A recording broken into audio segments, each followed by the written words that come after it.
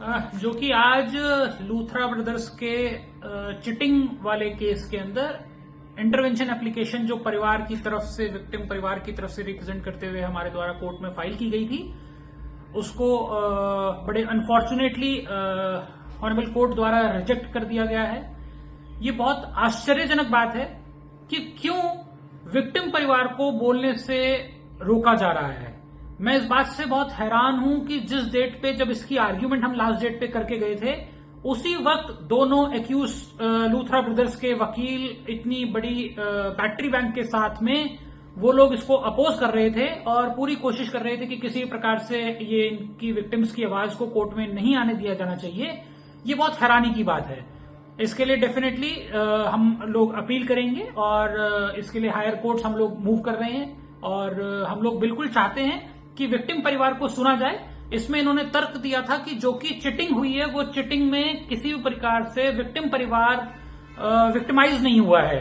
मेरा इसमें clear cut कहना है, मैं अपनी आर्ग्यूमेंट्स में भी ये बात लेके आया था कि जब ऑलरेडी इन 25 लोगों को जो इसमें डिसीज हुए हैं आप विक्टिम मानने से मना कर रहे हैं। मैं तो इसमें ये बात बोल रहा हूं कि ये 25 लोगों को विसल ब्लोअर का दर्जा देते हुए, ये रेयरेस्ट टू रेयर केस मानते हुए उस एप्लीकेशन को अलाउ करना चाहिए था और अलाउ होने के साथ साथ ये जरूर इनको सभी को सुना जाना चाहिए था।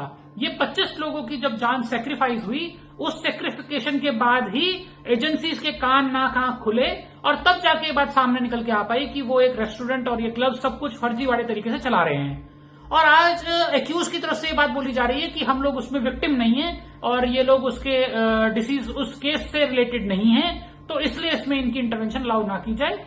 और अभी हालांकि डिटेल्ड ऑर्डर हमारे पास नहीं आया है, हमने सर्टिफाइड अप्लाई कर दी है। जैसे ही डिटेल्ड ऑर्डर आएगा हम लोग इसके अपील में भी जाएंगे और तब उसमें एग्जैक्टली फैक्ट्स पता चल सकते हैं कि किस कोर्ट ग्राउंड्स को कंसिडर करते हुए ऑनरेबल कोर्ट ने ये डिसीजन लिया है।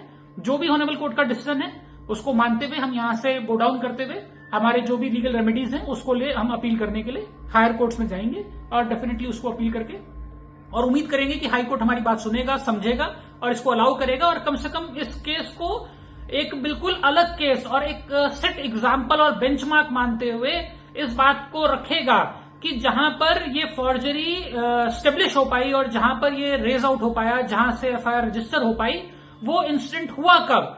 ये क्लब 2 साल से चला रहे थे, फेक लाइसेंस इन्होंने 2023 में बनाया, फेक एनओसी इन्होंने 2023 में बनाया, गवर्नमेंट के डॉक्यूमेंट 2 साल से फेक करके लाखों करोड़ों रुपए हर महीने छाप रहे थे। तब तक कोई भी इस बात को देखने वाला नहीं था और अब जाके जब 25 लोगों की लाइफ सेक्रीफाइस होके ये बात खुल के आई, तो ये उन्हीं 25 लोगों को जिन्होंने even after their death whistle blower होने का काम किया और विसल ब्लोअर होते हुए उन्होंने ये बात उजागर करी कि भाई ऐसे ऐसे क्लब इनलीगल तरीके से चल रहा था। और डेफिनेटली इसकी जांच आगे भी चल रही है। अभी उसमें और नए फैक्ट्स निकल के आए हैं कि इन्होंने वहां पर एड्रेस भी गलत दे रखा था प्रॉपर्टीज का लाइसेंस ऑब्टेन करने के लिए। तो बहुत सारी जो भी इनकी रॉन्ग डूइंग्स है, इनलीगल एक्ट्स है, वो सब सामने आ रहे हैं। तो हमें उम्मीद है हाईकोर्ट हमारी इस बात को सुनेगा और हमारी इस इंटरवेंशन को हाईकोर्ट अपील में अलाउ करेगा ताकि विक्टिम परिवार की बात सुनी जा सके।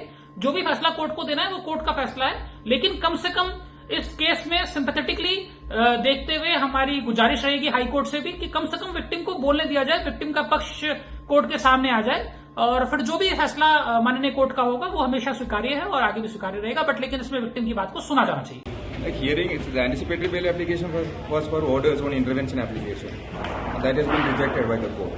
And now the hearing is fixed on 20 January at 10 a.m.